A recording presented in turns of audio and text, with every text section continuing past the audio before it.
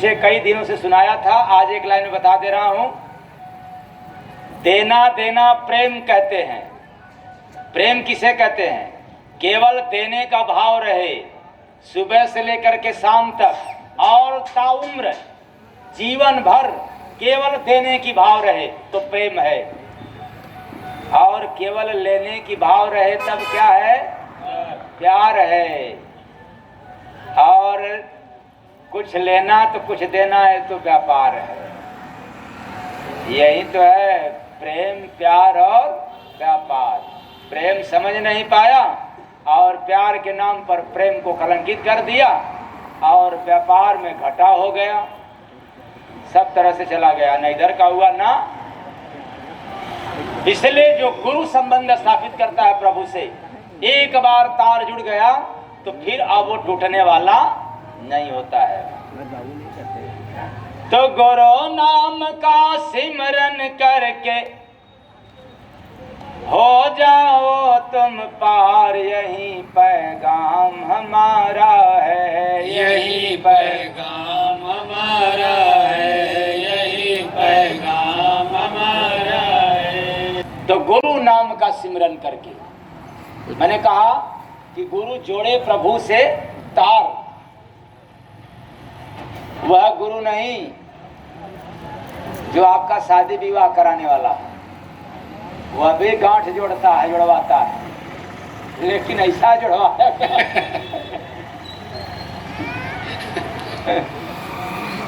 जीवन भर खुला हो कि किसी जन्म में भी ये गठरी खुलने न पाए। ऐसी गांठ जुड़वा लो संत फकीर से मिलकर के। तो गुरु नाम का सिमरन करके हो जाओ तुम पार, यही पैगाम हमारा है, यही पैगाम हमारा है, यही पैगाम हमारा है।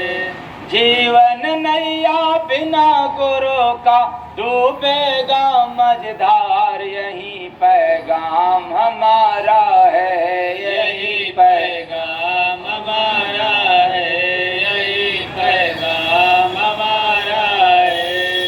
नौका तो मझधार में आई, नौका तो मझधार में आई। ये मझधार क्या होता है भाई? न इधर ना उधर। नदी का दो किनारा होता है और दो किनारों के बीच में ठहर जाना, रुक जाना, फंसे रहना ही तो मझधार है। मतलब दुख और सुख के बीच में हो जाना, यही मझधार है। मतलब न हमने दुख की सीमा को पार कर पाया, ना सुख की सीमा को पार कर पाया, और दुख सुख के बीच में फंस करके जीवन का अंत कर दिया। ऐसे ही हम लोग जीवन को बर्बाद किया। जब कोई संत फकीर मिल जाता है तो दुख और सुख से पार हो जाते हैं, आनंद की प्राप्ति हो जाती है। क्या मिल जाता है? आनंद कहाँ मिलता है भाई? रुपया पैसा में है? हाँ, दुकान मकान में। अच्छा, जितने लोग शादीशुदा हो गए उनको आनंद मिल गया ना है? अच्छा, जितने लोगों का नया नया सर्विस मिला उनको आनंद मिल गया ना? नहीं मिला? तो पता है आनंद कहाँ मिलता है? तो जिसे सतगुरु के बाणी पसंद है।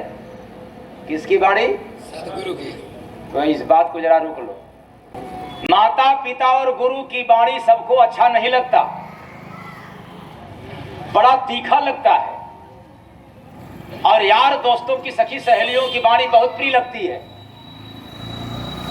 इस समाज में माता पिता और गुरु की बाणी जिसको कड़वा लगने लग जाए, समझ जाओ तेरे ऊपर काल माया का पाप है, पहरा पड़ा हुआ।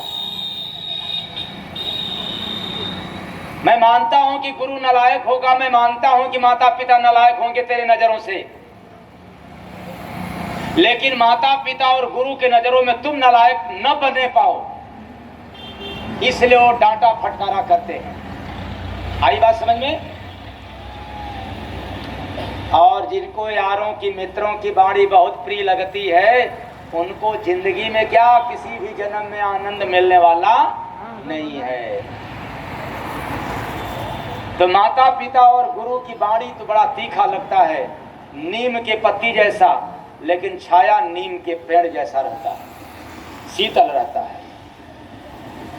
तो जिसे सतगुर के बाणी पसंद है, उसे हर घड़ी आनंद ही आनंद है। जिसे सतगुरु के बाणी पसंद है, उसे हर घड़ी आनंद ही आनंद है। उसे हर घड़ी आनंद ही आनंद है। उसे घड़ी आनंद ही आनंद है। एक घड़ी नहीं, हर घड़ी आनंद है, लेकिन जब पसंद आ जाए तब।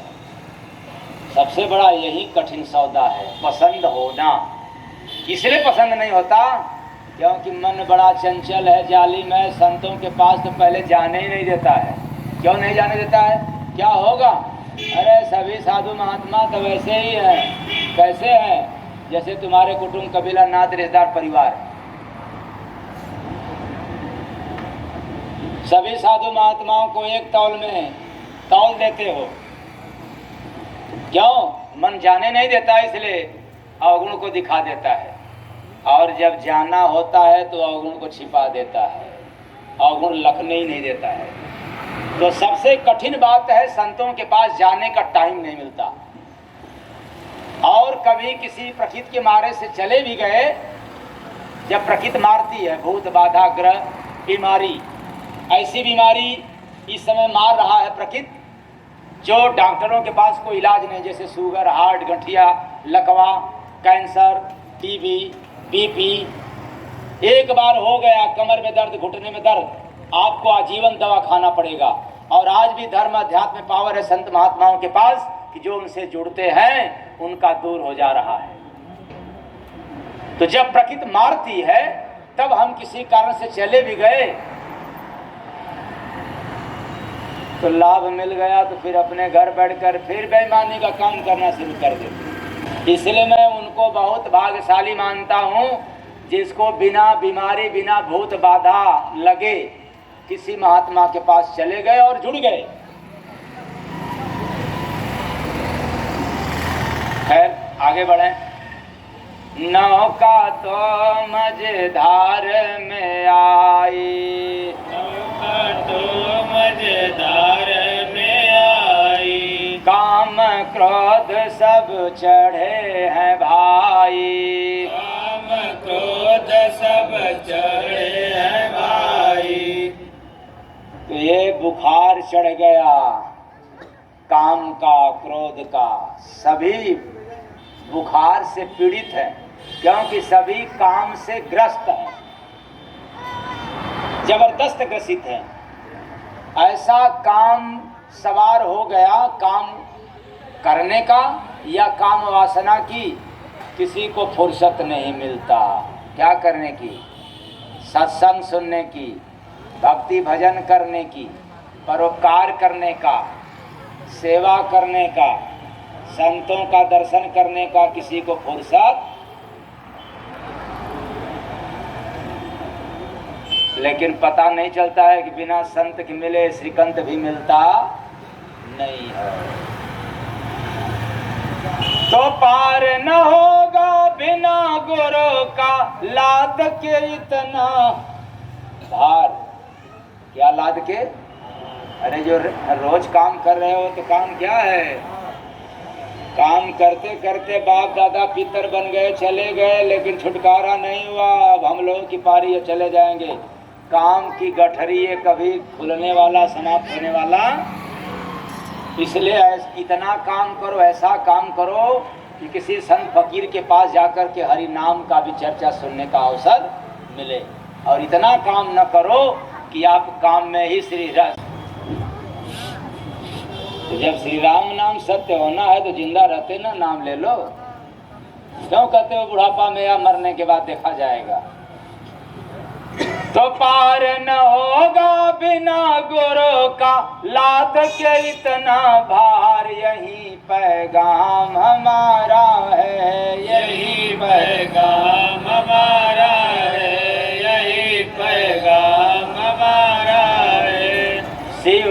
ब्रह्मा विष्णु सम होई, शिव ब्रह्मा विष्णु सम होई, होता गुरु बिन पार न कोई, होता गुरु बिन पार न कोई। चाहे ब्रह्मा विष्णु महेश के बराबर क्यों न हो जाए, बिना गुरु का कोई न पार हुआ है न कभी कोई होगा। तो भव सागर में जानल बंद, गुरु है खेवन हार। कौन है खेवन हार? गुरु। इसलिए गुरु बिन भव निधि तरई न कोई। ये रामचरित मानस में प्रमाण शंकर बिन नहीं, ब्रह्मा बिन नहीं, राम बिन नहीं, दुर्गा बिन नहीं, गुरु बिन भव निधि तरई न कोई। वह गुरु जो खेवन हार हो, वह गुरु नहीं जो लेवन हार हो। और आप लोग गुरु किसको बनाते हो पता है? लेवन हार। हाँ बाबा महाराज जी तनी देखल जा हमारे हाथे में का लिखल, दो बच्चा 501। ये खेवन हार है कि लेवन हार है भाई? है तो आप लोग लेवन हारे को गुरु बना लिया। हाँ तो बाबा बताइए मकान बनवाना है कब बनवाए? अभी मत बनवाना, 6 महीना बाद बनवाना। क्यों इतना? ये बताओ खेवन हार है कि लेवन हार है? आए? क्या बात है? अरे जाओ संतों फकीरों के पास। तो भव सागर में जानल बंद, गुरु है खेवन हार। यही पैगाम हमारा है, यही पैगाम हमारा है, यही पैगाम हमारा है। और भगवान के चक्कर में समय बर्बाद न करना, केवल एक काम कर लेना, किसी अच्छे संत फकीर के पास चले जाना। अब आप कहोगे कैसे पता अच्छे संत फकीर? अच्छे भाव से जाओगे तो अच्छे संत मिलेंगे, और केवल काम लाभ के चक्कर में जाओगे तो आपको गड़बड़ साधु मिल जाएंगे। ध्यान देना, लाभ लेने के चक्कर मत जाना। अपने अंदर भाव रख करके जाना कि हमें कोई ऐसा संत फकीर मिल जाए जो इन आत्मा का परमात्मा से दीदार करा दे, तो वही महात्मा मिलेगा। और यह भाव रख करके जाओगे कि हम ऐसे महात्मा के पास जाएं कि हमारा अच्छा सा शादी हो जाए, अच्छा दुकान हो जाए, अच्छा मकान बन जाए, अच्छा दौलत मिल जाए, तो फिर समझ लेना राम राम जपना पराया माल अपना। ऐसा साधु मिल जाएगा। आई बात समझ में? तो हरि का दरस कभी मिलता नहीं है, त्रिकोटि में अपन जो हिलता नहीं है।